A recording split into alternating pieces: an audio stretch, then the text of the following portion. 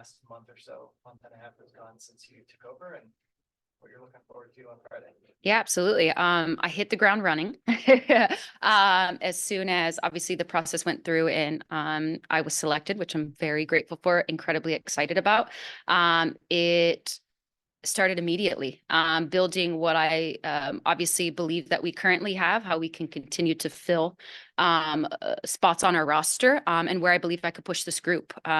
Early on, I'm looking to implement my style very quickly, setting those standards and expectations very quickly. I've said it a million times, this group is special, and the additions that I'm looking to bring in and add on to the group, I want to fit culturally within the group off the pitch, but also believe that they'll really enhance the style of play that we're looking to play this year. So incredibly excited. Can't wait for 2024 to kick off with this special group. Obviously first year, but this is a process that you are used to.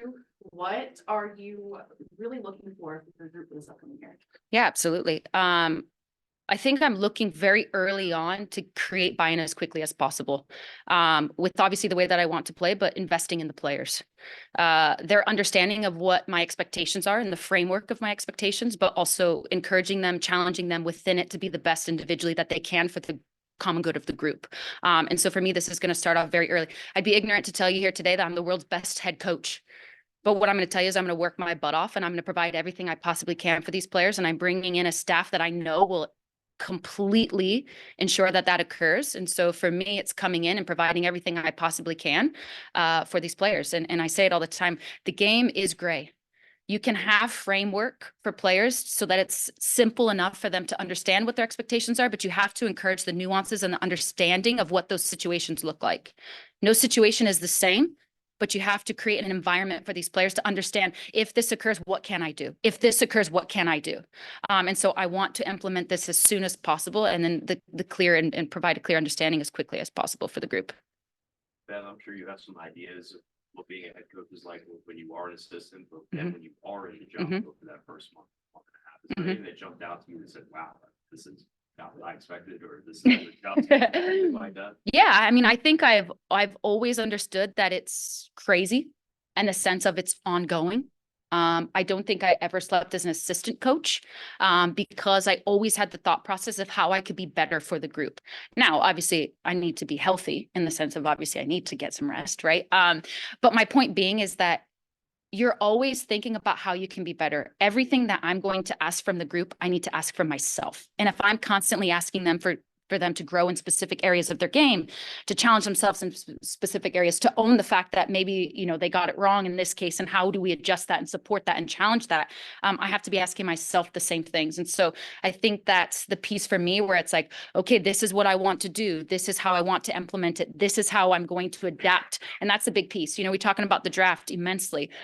Adaptability is such a big word. You're asking players to be adaptable within your environment and what their expectations are. And myself as a coach has to understand that there's only so much that I can predict. I can have the idea of what I'd like to do and how we'd like to execute. And coming into a game, it's like, okay, something's changed within my numbers. Something's changed within this. Something's changed on their end. I have to be adaptable, be composed, which is definitely something I feel like has influenced who I was as a player into this role and the experience that I have as an assistant coach in this league. And I'm combining all of these experiences and going, how can I provide the best environment for these players? And I'll tell you right now, I will work my butt off every single day and maybe not sleep a ton, but it's fine, to ensure that that occurs. And it's fact. It's fact. I have to put in everything that I'm asking from them to ensure that this environment's created very early on. You mentioned style. Mm-hmm. Kim obviously play kind of stuff to that. What change stylistically can you get into? I know it's extremely early. You want me to give you my secrets? I'm kidding. Yes, I'm kidding. Basic expectations. Yeah, no, absolutely. And I think, again, it goes back to the framework that I'm looking to create and the principles I'd be looking to coach within it. There's something to be said about the simplicity of it, because we all need to understand and be able to comprehend not a ton of information. It needs to be sat here, but there needs to be some sort of framework to understand this is what we're trying to execute. What does this look like in the moment? How do we create overloads? When we're pressing, what does our shape behind the ball look like? So we understand how quickly we can win it back. We want to be a very good counter-pressing team.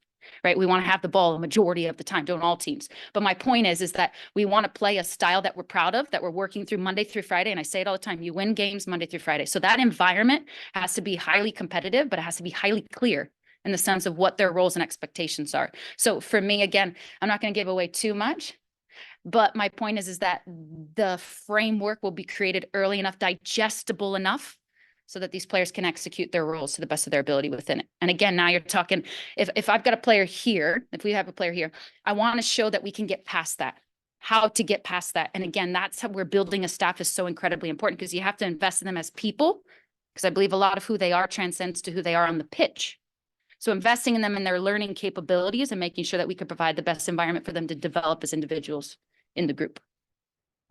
To reveal too much, but when you look at the That's moves not a that have crazy been secret. made- that have already been made, how do you go and attack the draft in year one with those pieces combined with what you're doing? Yeah, absolutely. And obviously we still have a few things in the work that haven't been announced yet, from an addition to the squad perspective. And I think for us, it's just getting on the draft as early as possible. We got on it. I mean, everybody knows young players are coming out now. You have to get way ahead of the draft. I've shouted out Sergio Gonzalez a million times, but here's 1,000,000.1. He's done a fantastic job of getting ahead of this for us and organizing it as quickly as possible of what players may be available, what positions they play, what their coaches have said. We've contacted agents. So we have this really broad list to start, and it becomes very narrow depending on what our roster looks like as it gets closer of where we need to add depth. And we very much feel like we've have those buckets organized well enough to go, this is our pick. What are we doing with this pick? And what is the direction of the club in that sense? And so for us, we feel very organized. And again, I talked about the draft earlier and I spoke about it just a few minutes ago, but it's so unpredictable. So it's controlling what you can control, which is doing your research early and understanding the players that are coming in and understanding it from a whole, right? From preseason, what are our needs? And what do these later picks look like? What do these early picks look like? Where do we need to fill and to ensure that we have a proper preseason and can get after what the expectations are from the style of play perspective? We have a question on Zoom. Theo, go ahead. Hi, Bev. Can you hear me? Yes. Hello. Good morning. Thanks so much for your time. I was Good curious to know, they just changed the rules to the under 18 positions. The mechanism is expanding, I think, to 4 spots on the roster. And Louisville is one of the few clubs with a really good academy and with an infrastructure for young players in the area who are already involved.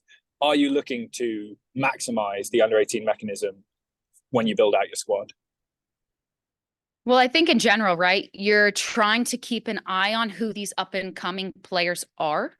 Again, the direction that your club would like to head in, but in the sense of how you can develop these young players within your system, what they look like now and what you believe they could look like in 3 or 4 years. Now, the whole concept of bringing Mario Sanchez on board is I think he's an incredible human being. And the little I got to work with him this last season, towards the tail end of the season, I knew right away he's someone that sees the game very similar to myself. So he's an incredible person, incredibly knowledgeable, but he also knows the academy through and through, for his time spent here at this club and in this organization. And so for us, it's continuing to build what that pathway could look like, and how we can continue to develop those pieces as a club and what the future of that space looks like with these rule changes.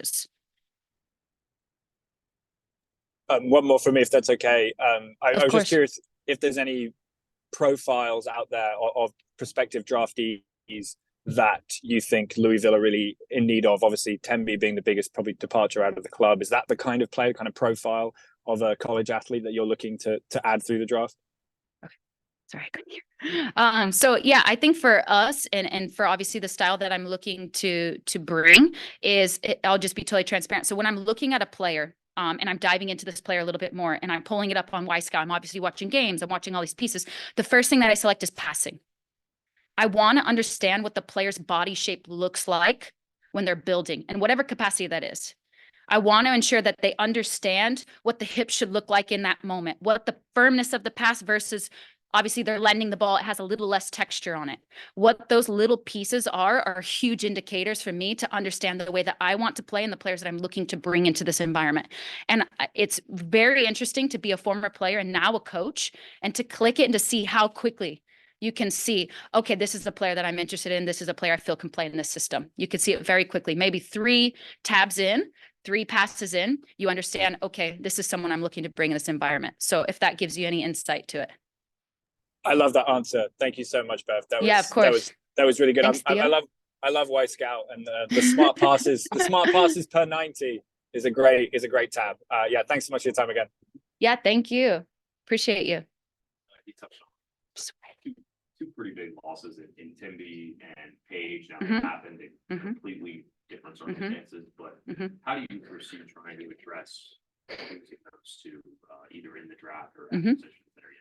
Yeah, and obviously very good people, right? Very good players, very good people. Very grateful for their time spent at this club. And again, I've alluded to the fact that there has not been announcements yet.